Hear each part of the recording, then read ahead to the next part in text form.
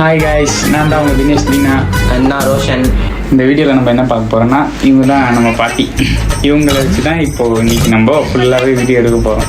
இவங்க தான் ஃபுல்லாக நம்ம கொஸ்டின் கேட்க போகிறோம். என்ன கொஸ்டின்ஸ்னா, இவங்க வாழ்ந்த விதம், அந்த காலம் இந்த காலம் எப்படி இருக்குது, அவங்க எப்படி வாழ்ந்தாங்க, இப்போ அவங்களுக்கு இந்த ஜென்ரேஷன் எப்படி அவங்க ஃபீல் பண்ணுறாங்க, அதை பற்றி தான் நம்ம இப்போ இந்த வீடியோவில் நம்ம பார்க்க போகிறோம். நம்ம ஆட்டோக்கார தம்பி எங்க இருக்கான்னு கொஞ்சம் பாருங்கம்மா. ஒரு ரேபிட் ஃபயர் கொஸ்டின் வித் அம்மா. அதுக்கு முன்னாடி உங்களை பற்றி சொல்லுங்கள். உங்கள் பேர் சொல்லு என் தெய்வமே. எல்லாம். என் பேர் ராஜலட்சுமி. உங்கள் வயசு 73. எப்போ பிறந்தீங்கம்மா?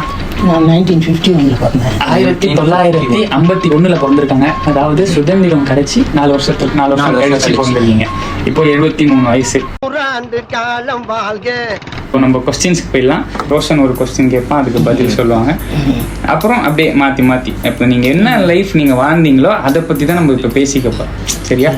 ஓகே, ஃபஸ்ட்டு கொஸ்டின் அம்மம்மா உங்களுக்கு தான். உங்களுக்கு பிடிச்ச படம் என்னது? எனக்கு பிடிச்ச படம் வந்து பராசக்தி. ஓகே. உங்களுக்கு பிடிச்ச ஆக்டர் யாரு?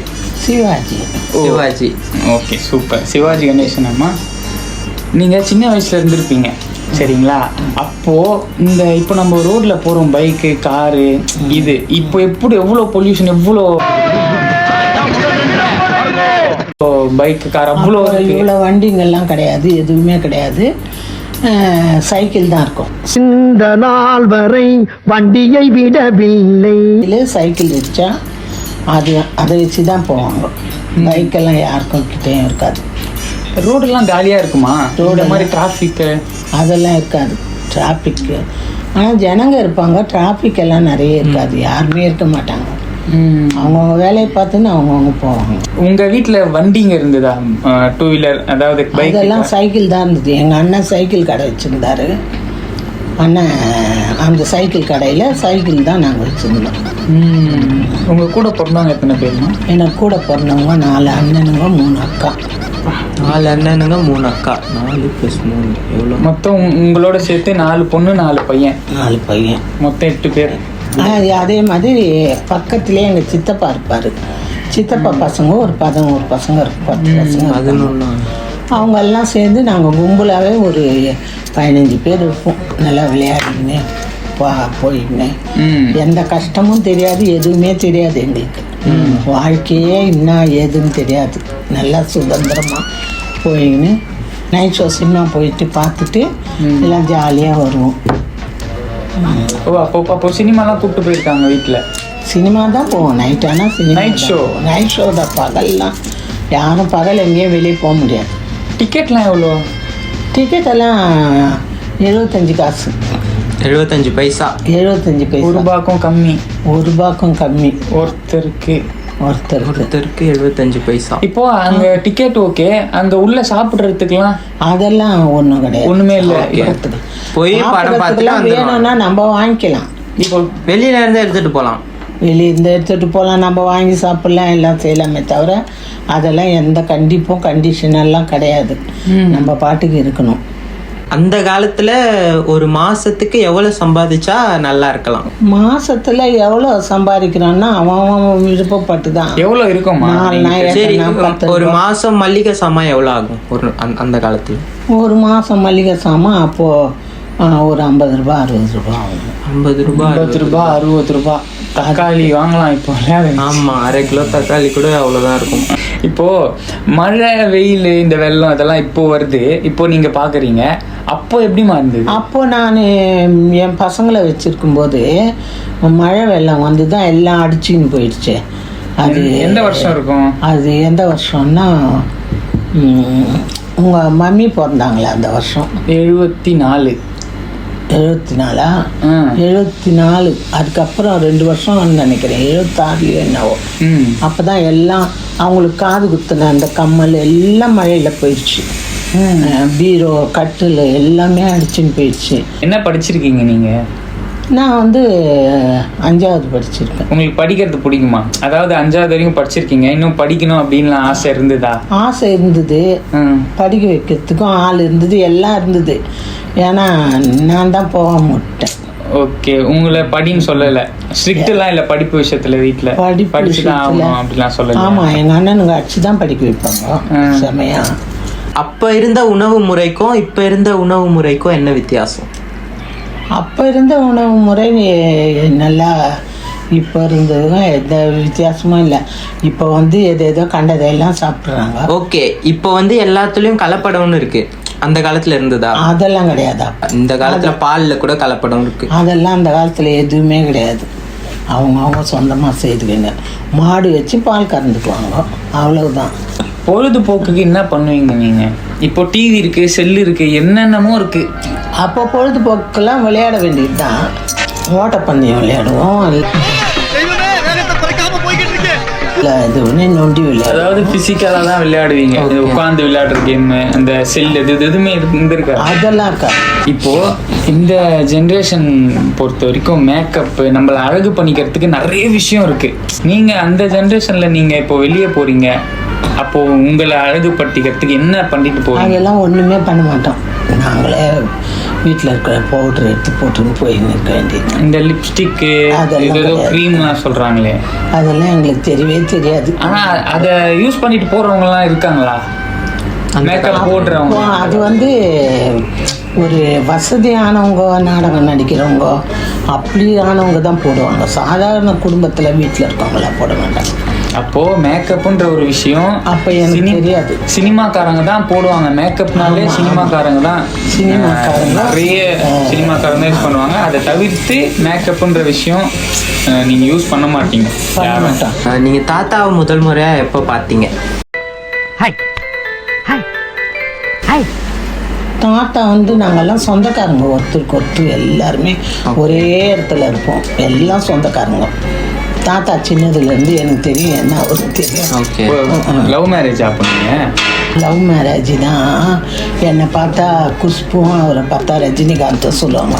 அவ்வளோ அழகாக இருப்போம் நாங்கள். தாத்தாவை நீங்க செல்லமா எப்படி கூப்பிடுவீங்க? அவரு உங்களை எப்படி கூப்பிடுவாரு? கோபால். ரெண்டுமே இப்போ சொல்லணும். ராஜலட்சுமி உங்க பேரு? ஆமா, ராஜின்னுவாரு. ராஜம்னு கூப்பிடுவாரு, அது என்னது? ராஜம், ராஜி, அவர் ராஜம் தான் கூப்பிடுவாரு. அப்ப அந்த காலத்துல பெண்கள்லாம் அடங்கி போவாங்க, புருஷன் தான் அங்க மேல் டாமினன்ட் அதெல்லாம் சொல்லுவாங்கல்ல? அதெல்லாம் அடங்குவாங்க. தப்பு செய்யறவங்க தான் அடங்குவாங்க, தப்பு செய்யாதவங்க அடங்க மாட்டாங்க. அப்போ அந்த காலத்துல இருந்தே சின்ன வயசுல இருக்கும்போது நீங்க என்னவா ஆகணும்னு ஆசைப்பட்டீங்க? நான் பெரிய நடிகை ஆகணும்னு ஆசைப்பட்டேன். அதுக்கான முயற்சி பண்ணீங்களா? அதெல்லாம் முயற்சி இல்லை. வீட்டில் விட்டாங்களா? வீட்டில் விட மாட்டாங்க. அப்போ தாத்தா டைரக்டராக தான் இருந்தார். அவரு உங்களுக்கு நடிக்க பிடிக்கும், ஈஸியாக நடிச்சிருக்கலாமே தாத்தா வச்சு. அந்த மாதிரிலாம் அப்படியெல்லாம் இட்டுன்னு போக மாட்டார்.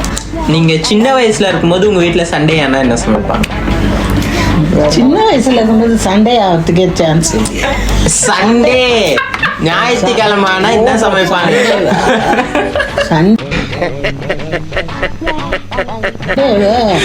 எல்லா வீட்லயும் நான்வெஜ் தான் சாப்பிடுவோம், மீன், கறி. நீங்க லவ் பண்ணிருக்கீங்களா? லவ் பண்ணலான்னு தான் நினச்சிருக்கேன், யாரும் கிடைக்கல.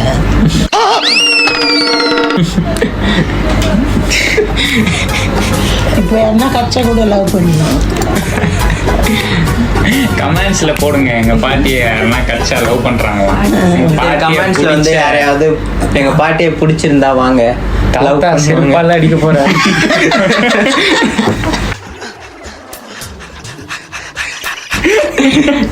இப்போ இந்த காலத்துல யாருக்கிட்ட வேணா சோசியல் மீடியா, செல்லு இருக்கு, ஈஸியா பேசலாம். அந்த காலத்துல எப்படி அவங்க கிட்ட எல்லாம் பேசவே முடியாது.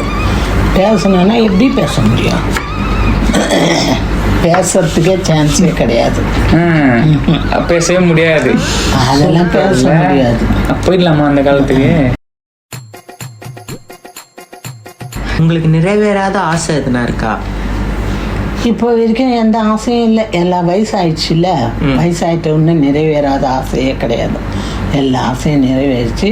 கடவுள் எல்லாமே நல்ல மாதிரி கொடுத்துட்டாரு. 3 பொம்பளை பசங்க, 3 பேரையும் கட்டி கொடுத்தாச்சு. உங்க பசங்களை நீங்க சின்ன வயசுல அடிச்சிருக்கீங்களா? நான் அவங்க எதுனா தப்பு பண்ணா அடிப்பீங்களா?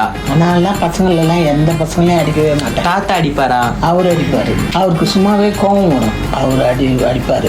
பெல்ட்டு வச்சு செம்மையாக போடுவார். அங்கே எனக்கு ஒரு பேரன் தீனான்னு இருக்கிறான். அவனை போடுவார் பாரு பெல்ட்டில். அப்படி போடுவார். அவ்வளோ மோசமான பையன் அந்த பையன். சின்னதில் கொஞ்சம் கூட அடங்கவே அடங்காது. அது ஒன்றுமே தெரியாது. இதோட இந்த வீடியோ முடிச்சுக்கலாம். அவ்வளோதான். நம்ம இப்போ இது வந்து நம்மளுக்கு நம்ம டிவியில் போட்டால் வருமா? எடிட் பண்ணி போட்டா வரும். ஐயோ, நான் பேசட்டுமா? இல்லை, இதை பார்த்துட்டு எல்லாரும் என்னென்ன நான் சொல்ல போகிறாங்க. நான் இன்னொன்று கடைசியில் ஒன்று சொல்கிறேன். இன்றைக்கும் இனிமேலும் வாழ்ந்தீங்கன்னா கூட ஒழுக்கத்தோடு வாழுங்க. அடுத்தவங்க வாழ்க்கையை கெடுக்கக்கூடாது. அடுத்தவங்க மனசை புண்படுத்தக்கூடாது. எதுவுமே நம்ம செய்யறது நல்லது கரெக்டுன்ட்டு அதை ஒண்டி செய்யுங்க. அதுதான் வாழுங்க. அடுத்தவன் வாழ்க்கையை கெடுத்துட்டு கெடுக்கக்கூடாது. வாழ வீடு. அவ்வளோதான்.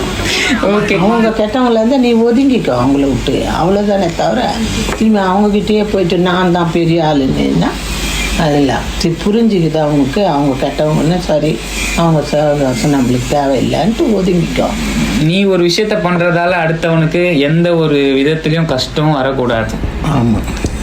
நீ சந்தோஷமா இருக்கணும்னா அது அடுத்தவனை பாதிக்காத விதத்துல நீ சந்தோஷமா இருக்கணும். அவ்வளோதானம்மா? அவ்வளோதான். ஓகே, இதோட இந்த வீடியோ நான் முடிச்சுக்கிறோம். நெக்ஸ்ட் வீடியோவில் சந்திக்கிறோம். பாய். ஓகே, பாய் பாய். இப்போ நம்ம இந்த வீடியோவில் என்ன பார்க்க போறோம்னா, இப்போ நம்ம இல்லை எனக்கு என்னன்னு தெரியல, மருந்து போயிடுச்சு பாரு. இப்போ நான் உங்ககிட்ட என்ன சொல்றது? Hi guys. Motion down, get motion. Bus. இங்க பாரு. அந்த shape எல்லாம் என்னடா ஏசி தான் போட்டிருக்கு, வேர்த்து போகுது. என் பேர் ராஜலட்சுமி. உங்க வயசு? வயசு 53. நீங்க எப்போ 53? 73. சரி ஒன்று 73.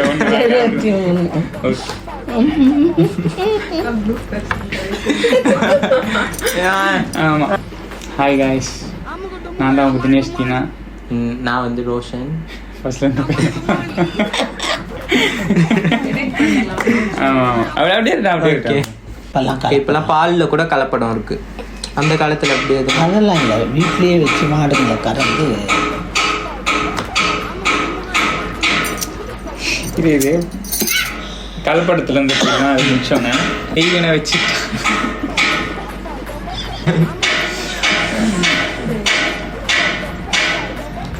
இப்போ இல்லாமா? ஓகே. கலப்படத்துல இருந்து ஸோ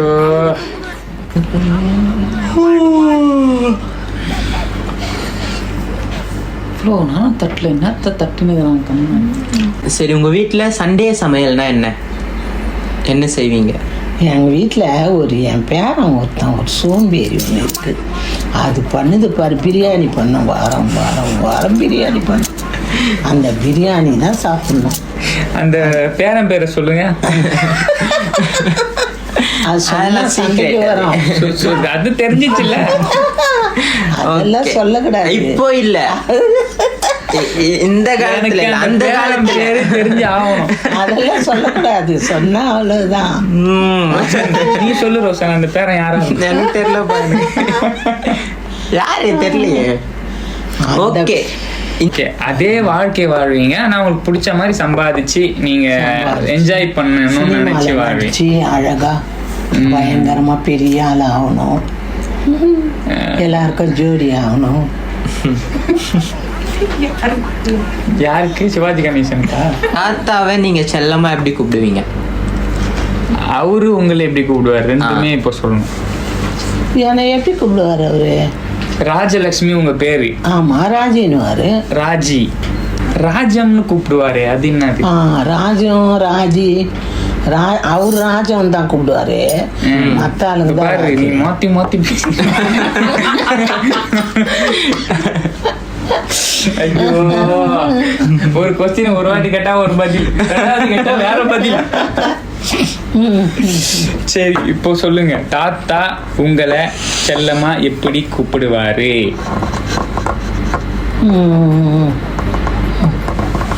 அவர் செல்லமா கூட மாட்டார், அதட்டி கூப்பிடுவார். அவருக்கு நான் அடிமை மாதிரி. ஓய் இங்கே வா, ஓய் அங்கே போகணும்.